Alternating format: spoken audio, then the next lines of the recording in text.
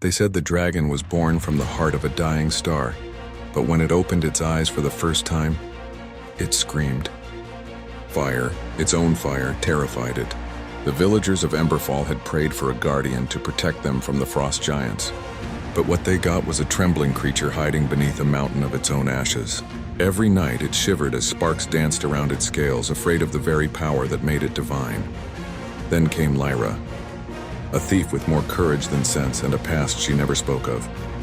She climbed the ash-covered cliffs to steal a single dragon scale, said to be worth a kingdom as ransom.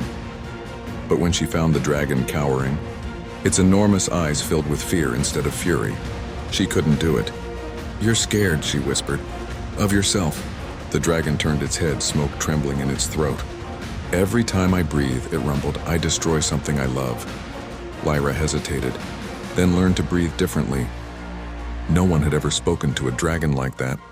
For days she stayed, teaching it to control its flames, lighting candles, then torches, then bonfires.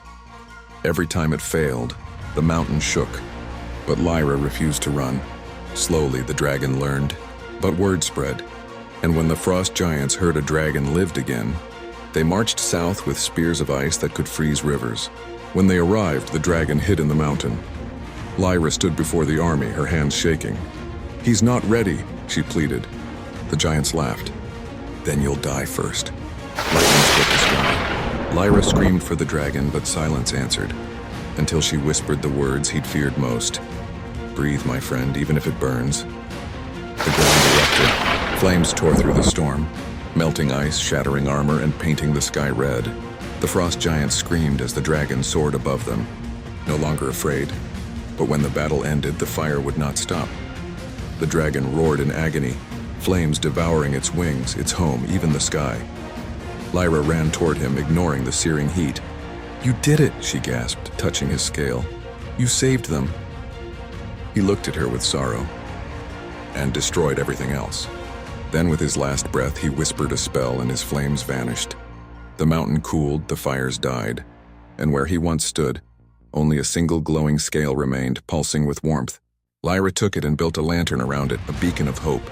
She placed it atop the mountain, where it still burns today.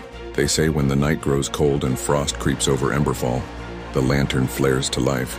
Some swear they hear wings above the clouds, and a voice that whispers, "Don't fear your fire, control it."